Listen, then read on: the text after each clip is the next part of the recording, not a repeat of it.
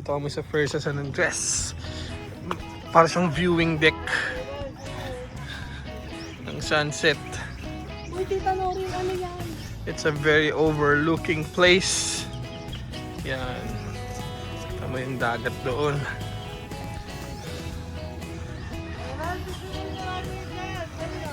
Yan, kami naglakad pa further dahil may itataas pa pala siya. Ang vlogger na nakakaiwan ng camera. Napakasaya. Diyan ata yung ano. Diyan ata yung profile pic mo dati.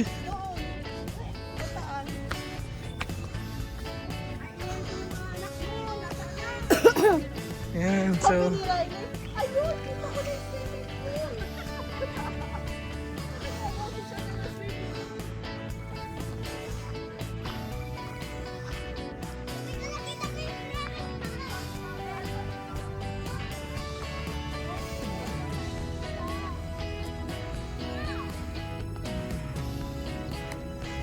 wala.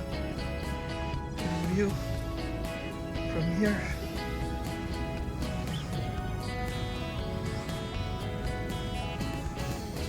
So ito yung entrance ng First San Andres talaga. Ayan.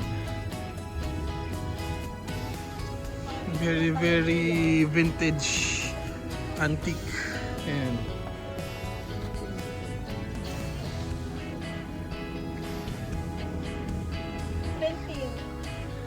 So yan, ito yung loob niya. Angas para siyang maze. Yun ang maganda magtatago. And feeling ko kung na-develop to ng mas maganda pa, mas magiging ano siya, beneficial hindi lang sa mga pupunta, kundi pati sa ano, pati sa mga tiga dito sa municipality nila, kasi makaka-generate to ng income. Lalagyan mo lang siya ng entrance, ayusin mo lang, gagawin mo siyang something na safe, na pwedeng tambayan, ganun.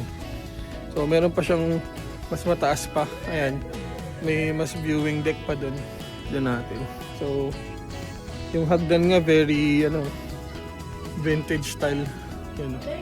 Pati yung mga batong ginamit, luma talaga siya. So ang galing dito. Pag nakita mo, ito yung mga suksukan ng canyon. Medyo matarik lang yung hagdan, mataas siya.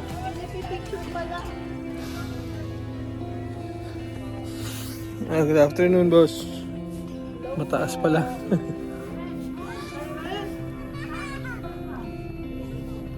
Okay. May mas taas pa. Din yung profile pic mo. Okay. So may mas mataas pa. Okay. Yan. Dito may ganito. Para siyang watchtower. Parang ito yung ano, dalawa siya, and yung kabilang side. Actually, 4. Meron doon. Meron doon. Feeling ko the purpose is obviously watchtower. Ayan.